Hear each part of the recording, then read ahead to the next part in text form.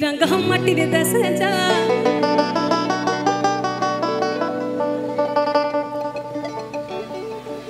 तक तुक मन ही छनाई गो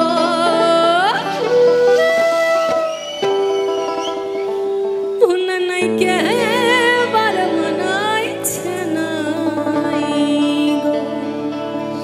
এই গানটা শুরু করার সাথে সাথে আপনাদের এই চিৎকার উন্মাদনার সিটির আওয়াজগুলো না একজনের ভীষণ ভালো লাগে। ওপর থেকে সে ভাবে যে যাক বাবা আমি একটা কিছু করে এসেছি পৃথিবীতে গিয়ে।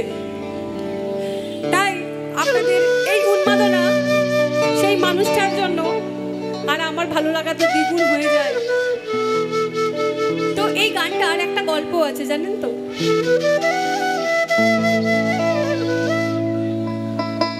এই গানটার একটা গল্প আছে। গল্পটা হলো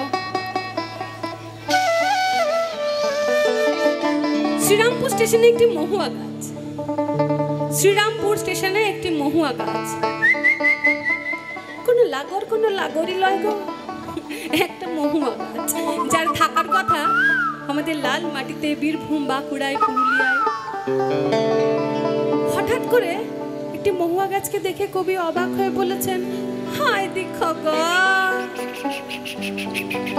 তুই এখানে কিনে, হায় দেখো গো তুই এখানে কিনে, অত লাল পাহাড়ের দেশে যা, তু রাঙ্গা মাটির দেশে যা, হি থাক তোকে মানাইছে নাই গো। না না না একেবারে মানাইছে না, তুই সেখানে গেলে মাদল পাবি, মেয়ে মরদের আদর পাবি। তুই লাল পাহাড়ের দেশে যা, তুই রাঙ্গা মাটির দেশে যা, হি থাক তোকে মানাইছে নাই গো। না না না একেবারে মানাইছে না। এটি একটি কবিতা ছিল, এটি কোনো প্রচলিত গান নয়, এটা একটা কবিতা ছিল। আর এই কবিতা যখন উঠলো বাঁকুড়ার ছেলে সুভাষের হাতে, ঝুমুরিয়া সুভাষ চক্রবর্তীর কণ্ঠে এবং তার সুরে, এটি হয়ে উঠলো একটি জনপ্রিয় লোকগান। ও তুই লাল পাহাড়ের দেশে যা, ও তুই রাঙ্গা মাটির দেশে যা, तक तू क्या मन ही छनाई गो, ना नहीं के बार मनाई छनाई गो।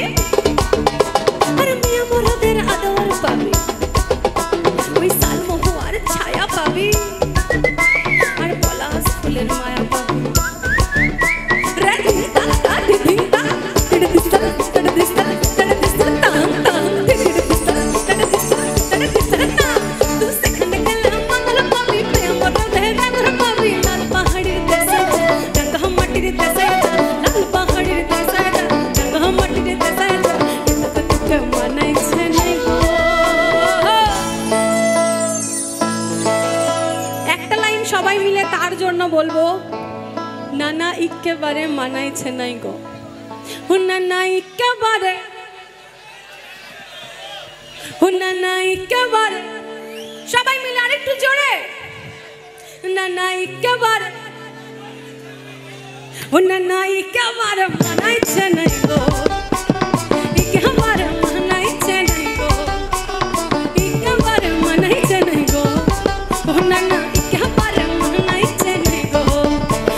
লাল পাহাড়ির দেশে লাল মাটির দেশে লাল পাহাড়ির দেশে লাল মাটির দেশে তোকে মানাইছে নাই গো, একেবারে মানাইছে নাই, একেবারে মানাইছে নাই, একেবারে মানাইছে নাই গো, নানা একেবারে মানাইছে নাই, একেবারে মানাইছে নাই, একেবারে মানাইছে নাই, একেবারে মানাইছে নাই গো, নানা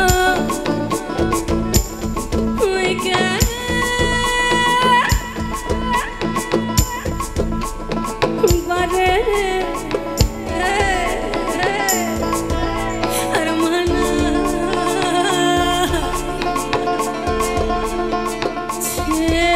নাই গো।